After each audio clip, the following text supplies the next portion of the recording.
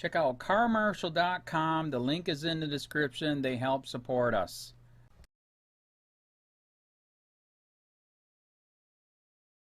Pentagon just pledged millions to pay media companies to wage a massive information war. The Pentagon will now be pumping millions of dollars to wage a preemptive information war against propaganda that may expose the crimes of the military-industrial complex. By Matt Agorist, February 27, 2018. In 2016, using the cover of the holidays and distracted attention, President Obama signed the National Defense Authorization Act into law just 2 days before many Americans celebrated Christmas, likely due to the ominously Orwellian language it used that was meant to counter propaganda and disinformation directed at the United States.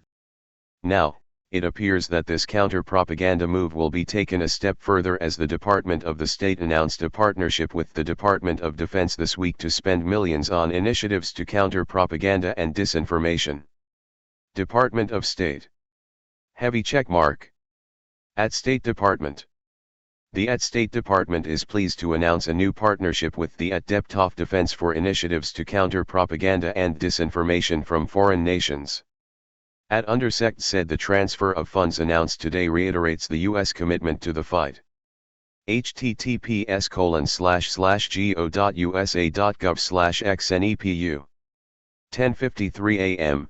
February 26, 2018. State Defense Cooperation on Global Engagement Center Programs and Creation of the Information. State.gov. 828. 539 people are talking about this. Twitter adds info and privacy.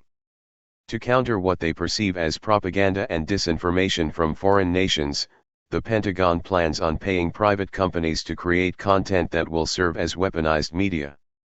According to the State Department, under the Information Access Fund, civil society groups, media content providers, non-governmental organizations, federally funded research and development centers, private companies, and academic institutions will be eligible to compete for grants from the GEC to advance their important work to counter propaganda and disinformation.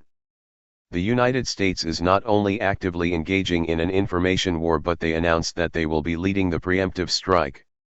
This funding is critical to ensuring that we continue an aggressive response to malign influence and disinformation, and that we can leverage deeper partnerships with our allies, Silicon Valley, and other partners in this fight, Under Secretary of State for Public Diplomacy and Public Affairs Steve Goldstein said. It is not merely a defensive posture that we should take, we also need to be on the offensive. This $40 million in funds is now added to the $60 million already authorized by the NDAA in 2016, which paved the way for funding private companies and mainstream media companies to get paid to push the narrative of the U.S. war machine. One of the most insidious NDAA provisions to date is called the Countering Foreign Propaganda and Disinformation Act of 2016. It essentially creates a de facto U.S. Ministry of Truth. The corporate mainstream media has generally failed to report on the implications resulting from the included provisions as to keep Americans in the dark about the information war being waged on them by their own government. And now, they will actually be paid to report on any information that is damning to the military-industrial complex. As Zero Hedge reported at the time. As we reported in early June, a bill to implement the U.S. very own de facto Ministry of Truth had been quietly introduced in Congress.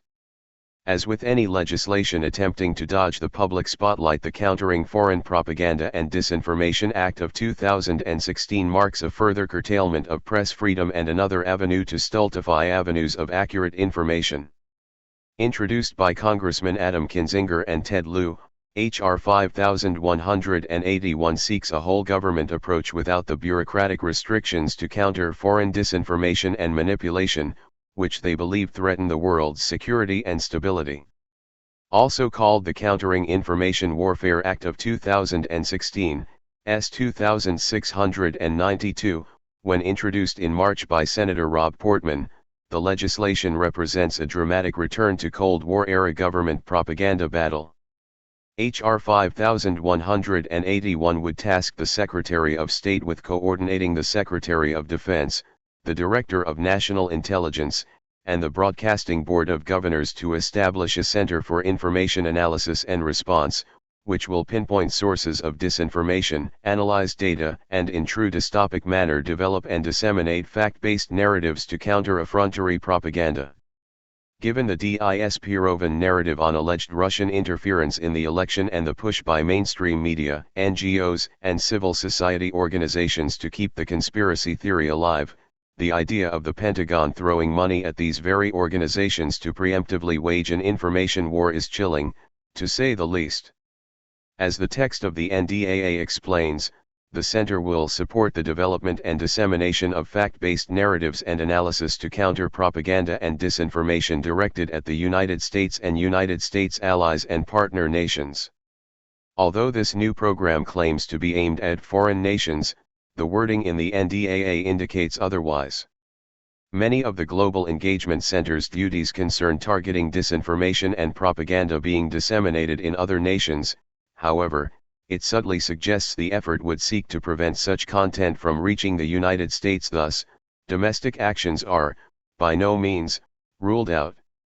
Indeed, as the law states, the Center is authorized to provide grants or contracts of financial support to civil society groups, media content providers, non-governmental organizations, federally funded research and development centers, private companies, or academic institutions for the following purposes: to support local independent media who are best placed to refute foreign disinformation and manipulation in their own communities, to collect and store examples in print, online, and social media, disinformation, misinformation, and propaganda directed at the United States and its allies and partners, to analyze and report on tactics, techniques, and procedures of foreign information warfare with respect to disinformation, misinformation, and propaganda, to support efforts by the Center to counter efforts by foreign entities to use disinformation, misinformation, and propaganda to influence the policies and social and political stability of the United States and United States allies and partner nations. Adding to the ominous nature of the new program, at the end of the statement, the State Department said, separately, the GEC will initiate a series of pilot projects developed with the Department of Defense that are designed to counter propaganda and disinformation. Those projects will be supported by Department of Defense funding. So, not only is the DoD publicly upping their information war game for $40 million, but they are conducting side projects and funding them with an unknown amount of money. Ironically enough, all of this propaganda and informational warfare was once shunned by the federal government. The Smith-Mundt Act of 1948 strictly prohibited the U.S. government from propagandizing its own citizens.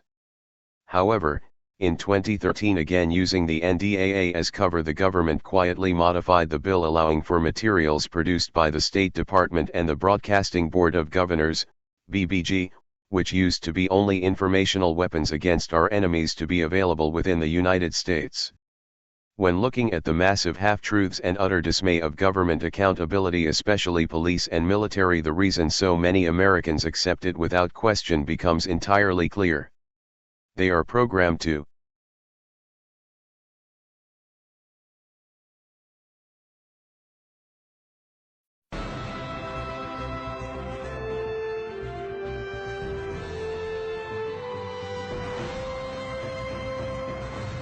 Does the government work for us, or do we work for the government? Tonight, what if the Constitution no longer applied? What if the whole purpose of the Constitution was to limit the government? What if Congress's enumerated powers in the Constitution no longer limited Congress, but were actually used as a justification to extend Congress's authority over every realm of human life? What if the president, meant to be an equal to Congress, has instead become a democratically elected, term-limited monarch? What if the president assumed that everything he did was legal just because he's the president? What if he could interrupt your regularly scheduled radio and TV programming for a special message from him? What if he could declare war on his own? What if he could read your emails and your texts without a search warrant? What if he could kill you without warning? What if Supreme Court justices no longer looked to the Constitution to determine the constitutionality of a law, but rather simply to what justices who preceded them thought about it? What if the rights and principles guaranteed in the Constitution have been so distorted in the past 200 years as to be unrecognizable by the founders? What if the 50 states were no longer sovereign entities, equals to each other, and parents of the federal government they voluntarily constituted? What if the states were mere provinces of a totally nationalized and fully centralized government? What if the Constitution was amended stealthily, not by constitutional amendments duly ratified by the states, but by the constant and persistent expansion of the federal government's role in our lives? What if the federal government decided if its own powers were proper and constitutional? What if the Constitution were no longer the supreme law of the land? What if you needed a license from the government to speak, to assemble, or to protest against the government? What if the government didn't like what you planned to say, and so it didn't give you the license? What if the right to keep and bear arms only applied to the government? What if posse comitatus, the federal law that prohibits our military from occupying our streets, were no longer in effect? What if the government considered the military an adequate dispenser of domestic law enforcement? What if cops looked and acted like troops and you couldn't distinguish the military from the police? What if you were not secure in your person, in your papers, and in your property? What if federal agents could write their own search warrants in defiance of the Constitution? What if the government could decide when you were and were not entitled to a jury trial? What if the government could take your property whenever it wanted? What if the government could continue prosecuting you until it got the verdict it wanted? What if the government could force you to testify against yourself simply by labeling you a domestic terrorist? What if the government could torture you until you said what the government wanted to hear? What if people running for president actually supported torture? What if the government tortured your children to get to you? What if government judges and government lawyers intimidated juries into convicting the innocent? What if the government could send you to your death and your innocence meant nothing so long as the government's procedures were followed? What if America's prison population, the largest in the world, was a cruel and unusual way for a country to be free? What if half the prison population never harmed anyone but themselves? What if the people had no rights except those the government chose to let them have? What if the states had no rights except to do as the federal government commanded? What if our elected officials didn't really live among us, but instead all had their hearts and homes in Washington, D.C.? What if the government could strip you of your rights because of where your mother was when you were born? What if the income tax was unconstitutional? What if the states were convinced to give up their representation in Congress? What if the government tried to ban you from using a substance in your body that is older than the government itself? What if voting didn't mean anything anymore because both political parties stand for big government? What if the government could write any law, regulate any behavior, and tax any event? The Constitution be damned. What if the government was the reason we don't have a Constitution anymore? What if you could love your country but hate what the government has done to it? What if sometimes to love your country you had to alter or abolish the government? What if Jefferson was right? What if that government is best which governs least? What if I'm right? What if the government is wrong? What if it is dangerous to be right when the government is wrong? What if it is better to perish fighting for freedom than to live as a slave? What if freedom's greatest hour of danger is now?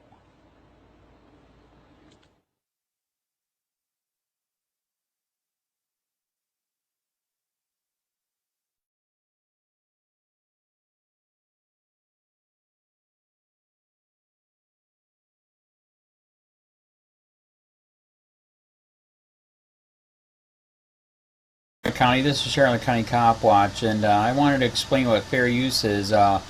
You can use pieces of news articles if you're doing it for news reporting, you have commentary, and you're doing it for education purposes. So that's what fair use is, as you can see right here.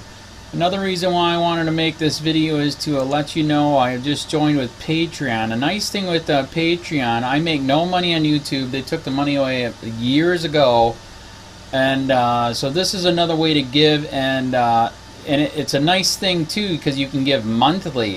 You can give $1, $5, $10, whatever. I do 4 to 5 hours a day on trying to wake the sheeple up on how corrupt it is and different ways that you can fight the corruption. So Patreon is a way that you can do it, and then of course the old way is still there. Donate to Sheriff County Cop Watch with PayPal or credit card. So keep that in mind. 4 to 5 hours a day. I make no money, but the corruption happened to me, and I'm sick of it. So I'm trying to wake people up. But my wife would love it if some, if we could get some help out there. There's 47,000 subscribers. Just think if each one of you subscribers just gave a, let's say, actually, yes, $1 a month. 47,000 subscribers gave $1 a month. That would be awesome. That's not going to happen. But anyways, that would be great if it did happen. But, do the math in your head. Just think about it. Like I said, 4 to 5 hours a day. I get no money from YouTube. YouTube has gone nuts. You can't do anything anymore. They're taking the money away everywhere. So these are a couple different ways that you can still help out with all this time that I put in. And as you know, I'm in a special situation where, at least I can do it. 4 to 5 hours a day. We have a cleaning company during the day. That's what allows me to do this, and we're debt free. So this is my hobby. I don't go fishing and all that other crap. I try to save the world.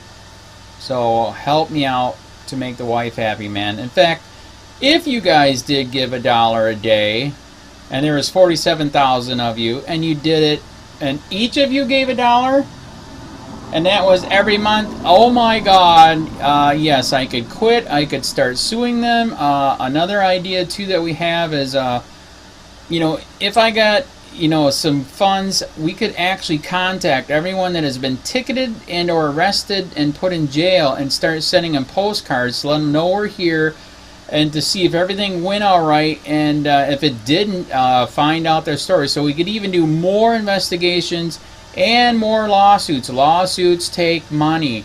So just think about that. 47,000 of you so far right now. $1 a day. $1 a month on Patreon, or $5 a month Patreon, 10, 20, whatever. Just do the math in your head. Help out. This is a lot of work every single day. Thanks.